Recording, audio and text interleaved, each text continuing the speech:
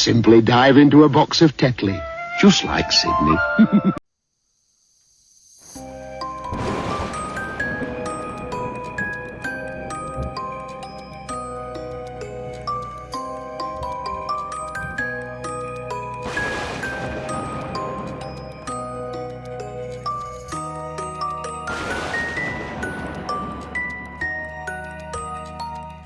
Good morning everyone, how you doing? It's Paul here from Unusual Things. Now today we are in Brompton Cemetery, which is sort of Kensington, sort of Fulham area. And we've come today to find the final resting place of Mr. Brian Glover. Do you remember him? He used to do like the Tetley tea voices. Oh, and outtake in it. I can't do a Yorkshire accent, so won't even go there.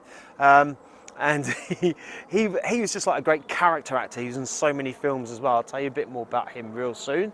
And of course, he was a wrestler in his early days. Anyway, let's go down here. Let's go down one of these little side paths because I like these. Right, so I'll tell you a little bit more about Brian Glover in a moment. Don't forget, if you do like the video today, give it a little thumbs up for us. And of course, leave me your comments as always, because I like to read them. This cemetery is massive, and I love big cemeteries. It's cool. You're walking around and it's there's just so much to look at. And the thing is, when you're sort of working doing this, you do appreciate it and you do take it in, but because I'm in work mode, I don't take it in as much as I'd like to. It's only afterwards, once I've finished filming, that I get to have a little walk around and a bit of a nose. Anyway, I'll tell you a little bit more now about the amazing late great actor Brian Glover. Brian Glover, 2nd of April 1934 to the 24th of July 1997, was an English actor and writer. He worked as a teacher and professional wrestler before commencing an acting career which included films, many roles on British television and work on stage. His film appearances include Kes, 1969, An American Werewolf in London, 1981, and Alien 3, 1992. Glover was born at the Women's Hospital, Sheffield, West Riding of Yorkshire, and he lived in Sheffield until 1937, when his parents moved to Ludwood near Barnsley. His father, Charles Glover, was a wrestler performing as the Red Devil. He attended Barnsley Grammar School and the University of Sheffield, where he supplemented his student grant with appearances as a professional wrestler, going under the ring name Leon Harris, the Man from Paris. Great name. He adopted that name from a wrestler who didn't turn up at a match one, for whom Glover stood in.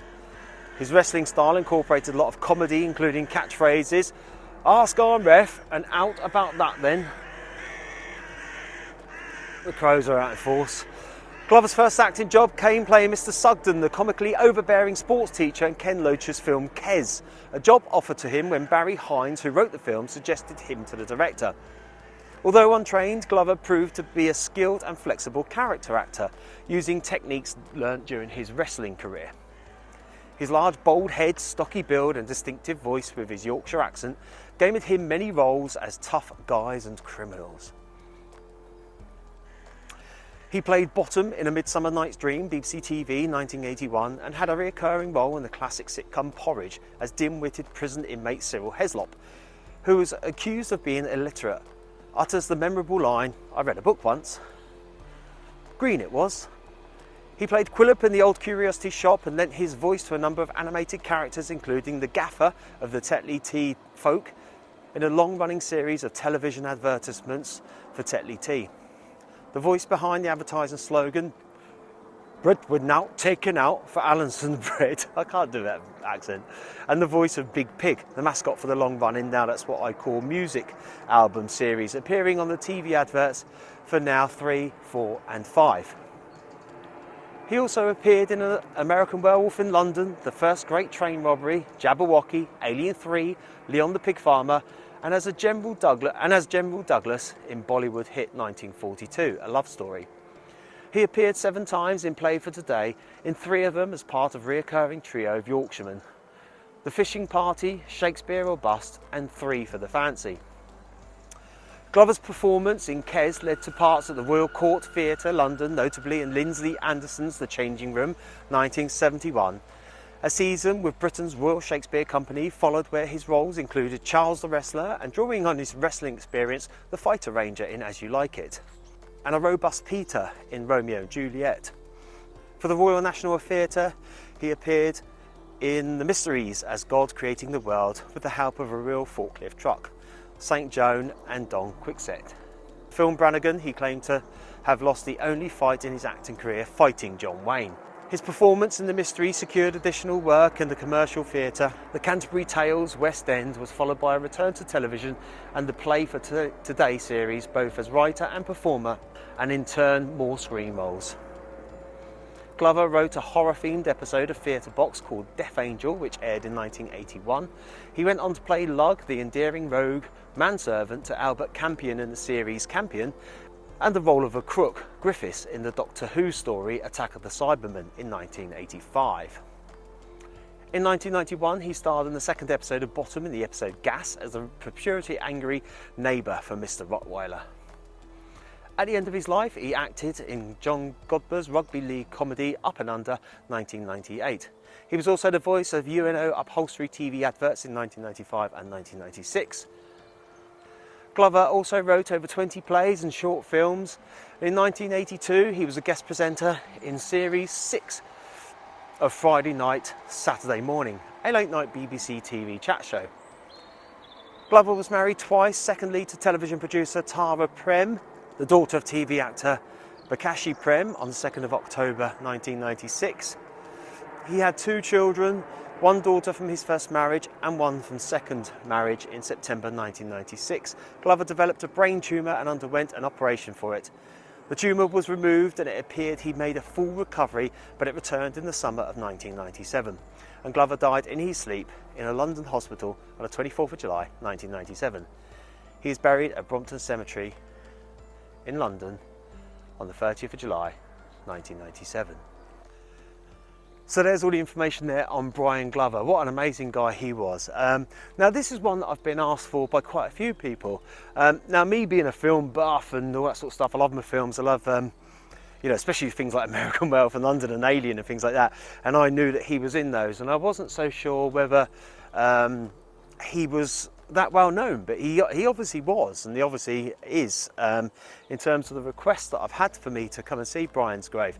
And of course that wrestling career, you know, we know wrestlers are sports people, but we also know that they have to have a little bit of acting in there, even though it's only play acting and all the rest of it, when they're winding the crowd up and all the rest. So obviously that gave him good grounding, if you like, and a good base to go on to be an actor, especially a character actor, where, you know, you're not necessarily got the lead role, but you're there as an instigator of some sort, or an antagonist or something like that. So yeah, Brian Glover. So we'll have a little walk now and see if we can find his final resting place. Just walking along still, just to see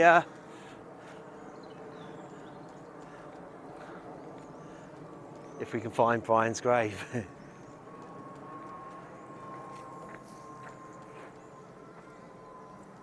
I think I found it.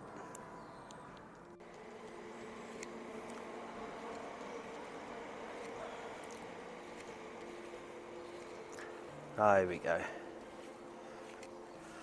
Let's put these out of the way. Move those out of the way. Brian Glover, 1934 to 1997. Wrestler, actor, writer.